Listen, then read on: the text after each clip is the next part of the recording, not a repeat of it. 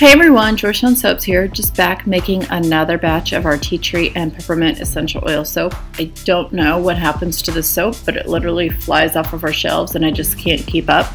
So I needed to basically just triple production on this one.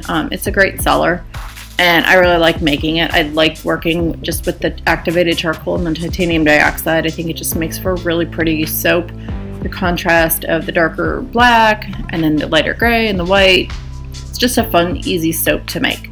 So I have got my colloidal oatmeal, my kaolin clay, everything mixed in, just added in my lye water. I'm going to stir this up. Go ahead and add in my essential oils for the soap. And then I'm going to split it off, do my little drop swirl. Not drop swirl, excuse me. I'm going to do my little chopstick swirl. And then I will go ahead and get it poured into the mold. This is the sapphire mold from BeScented. It's a 5-pound silicone mold and it's pretty much my go-to mold for my smaller batches. Love it. So anyway, I'm going to let you guys just watch me finish up and I'll be back for the cut.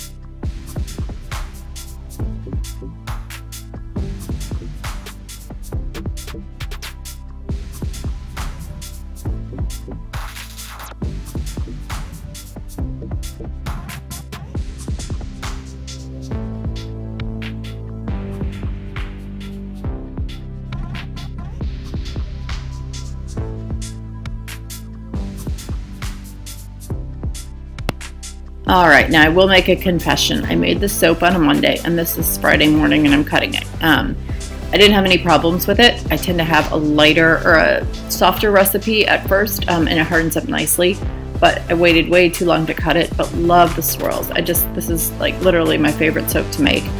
I feel like you can't go wrong with the swirl with the activated charcoal and the titanium dioxide. So anyway, I'm going to let you guys finish watching the cut and I will be back. Thank you so much for subscribing and I'll see you on the next video.